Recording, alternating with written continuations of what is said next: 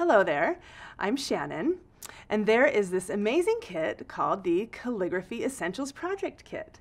It comes with 16 cards for each of 4 different designs. So here are the cards. You can see beautiful colors and greetings to go along with it. The kit also includes 16 pre-printed envelopes that match the cards, laser cut labels for the greetings, and self-adhesive sequins.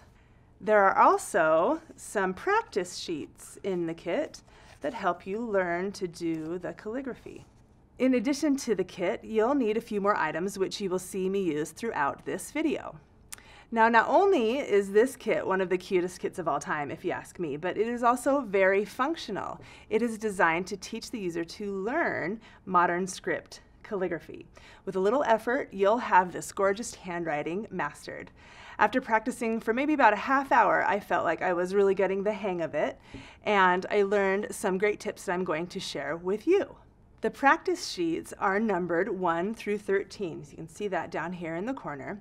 With each sheet, the difficulty increases slightly. So the first 2 are basic strokes, and then on the third sheet you'll see some letters. But the first letter you see isn't A, it is an I, and that's because the practice sheets aren't organized alphabetically, but instead the letters are organized according to level of difficulty. So you start with I because it is simple strokes.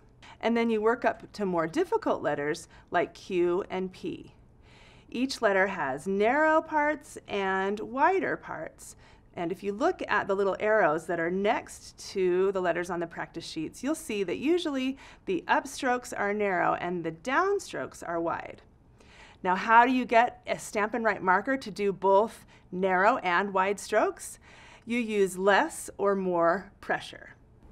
So for my very first basic stroke, I will do a little more pressure on the downstroke, so it's a wider stroke, and then lighter on the up. Let's try the opposite direction, and then a heavier marker on the down. Let's try a more difficult letter. We'll try writing a Q. So I'll start here where I normally write a Q, but just follow and do light and a heavier pressure. And then as you progress through the practice sheet, you'll probably get better and better with each letter. We are now ready to try one of the words in the kit. It helps to stamp in a lighter color than the marker that you're using. So for the kit, when we're using the lovely lipstick marker, we'll stamp in Blushing Bride, and when we're using the Coastal Cabana marker, we'll stamp in Pool Party.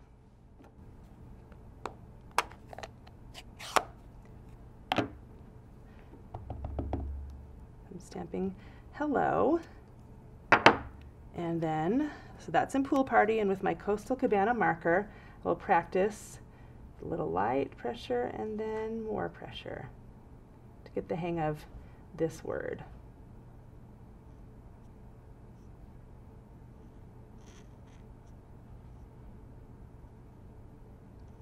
You can see I pick up my marker quite often, and I feel like that helps me stay in the lines a little bit better. So as you get more practice, you may not need to do that as much. So here are the 4 laser cut labels with the 4 greetings already written using the stamp set. And now I'm ready to assemble the kit with the 4 cards. Now that my labels are attached to my cards, all that's left are the sequins.